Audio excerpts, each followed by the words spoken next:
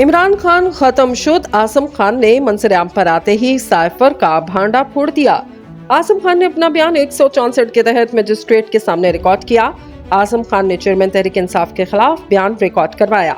जराये के मुताबिक आजम खान का रिकॉर्ड कराए गए बयान में कहना था, सियासी मकासद के लिए साइफर का ड्रामा रचाया गया। चेयरमैन तहरीक इंसाफ ने तमाम तर हकाइक को छुपाकर साइफर का झूठा और बेबुनियाद बयानिया बनाया। तहरीक अदम एतमाद से बचने के लिए साइफर को बैरूनी साजिश का रंग दिया गया। इन्होंने अपने बयान में मजीद कहा कि चेयरमैन तहरीक इंसाफ ने कहा, साइफर को गलत रंग देकर अवाम का बयानिया बदल दूंगा। रिकॉर्ड कराए गए बयान में आजम खान का कहना था कि चेयरमैन तहरीक इंसाफ इमरान खान ने साइफर मुझसे 9 मार्च को ले लिया और बाद में गुम कर दिया। चेयरमैन तहरीक इंसाफ ने साइफर के ड्रामे के जरिए अवाम में मुल्क की सलामती के इदारों के खिलाफ नफरत का बीज बोया। आजम खान ने मजिस्ट्रेट को रिकॉर्ड कराए गए बयान में कहा कि मना करने के बावजूद चेयरमैन तहरीक इंसाफ इमरान खान ने सीक्रेट मरासला जाती मफाद के लिए लहराया।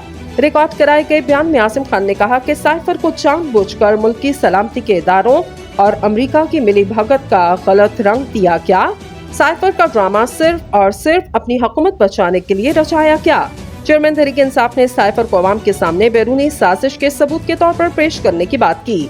जराये के मुताबिक 8 मार्च 2022 को सेक्रेटरी खारजा ने आजम खान को साइफर के बारे में बताया। शाह महमूद कुरैशी साबिक वज़ीर आज़म को साइफर से मुतल्लिक पहले ही बता चुके थे।